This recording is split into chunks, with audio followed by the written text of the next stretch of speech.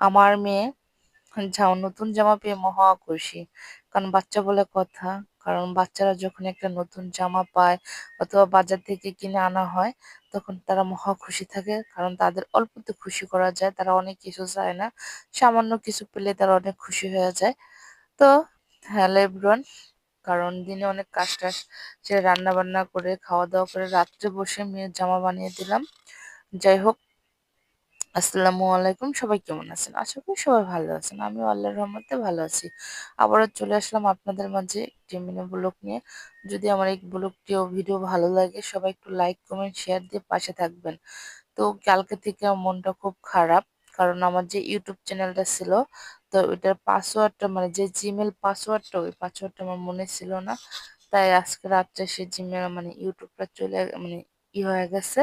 তো আজকের দিনে অনেক ট্রাই করছি, এক মানে অনেক চেষ্টা করছি যে আইডিটা ফিরিয়ে আনার জন্য, কিন্তু পারিনি কারণ পাসওয়ার্ডটা মনে নেই।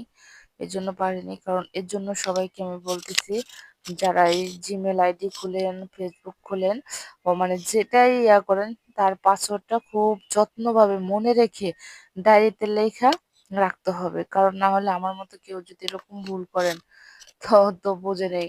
কারণ আমার মতো রাত জাগনা থেকে চিন্তা করতে হবে আর মন খারাপ করে বসে থাকবেন, কিছু করার নেই। আর যতই মন খারাপ করে থাকি, মেয়ে মানুষ বলে কথা, রান্না বান্না তো করতেই হবে, কারণ সংসার আছে, বাচ্চা কাচ্চা আছে, বাচ্চার বাবা আছে। যাই হোক, উম সবাইকে নিয়ে চলতে হলে তো কাজ করে খেতেই হবে, কিছু করার নেই।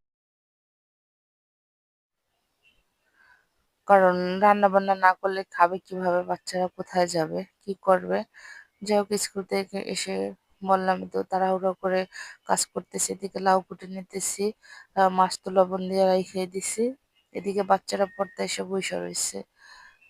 পর্ব দুইটা থেকে বাচ্চারা আসা শুরু করে, কিন্তু একসাথে আসে না, সিরিজ সিরিজ আসে, একজন আসে আবার একজন আসে, তিনটা সাড়ে তিনটা পর্যন্ত বাচ্চারা আসতেই থাকে। কারণ বাচ্চারা তো বোঝেন, বাসার থেকে রওনা দেয় 1টা বাজে গার্ডিয়ান বলে, ওদের আস্তে আস্তে 3টা বাজে যায়। ওরা কি করে এই পথে বলেন? যেখান থেকে আসতে লাগে 10 মিনিট, 15 মিনিট, সেখান থেকে তারা 1 থেকে 2 ঘন্টা কাটিয়ে দেয়। কারণ বাচ্চা। যাই হোক, এদিকে লাউ ঠাউ করে করে রান্না করার জন্য যাইতেছে, এদিকে বাচ্চারা পড়তেছে, আপনাদের ভাইয়া বসে বসে পড়াইতেছে। তো আমি এদিকে একটু কাজ করতেছি, আবার ও পড়াইতেছে। তো এদিকে রান্না বান্না করার জন্য ঘরে রান্না করব, তাই ঘরেই গ্যাসে বসাই দিছি। দেখেন অন্ধকার, এখানে কোনো লাইটিং নাই, কিছু নাই। তো রান্না বান্না শেষ করলাম। এই দেখেন সরিষার তেল দিয়ে আমি তরকারি খাই। তো কি করব,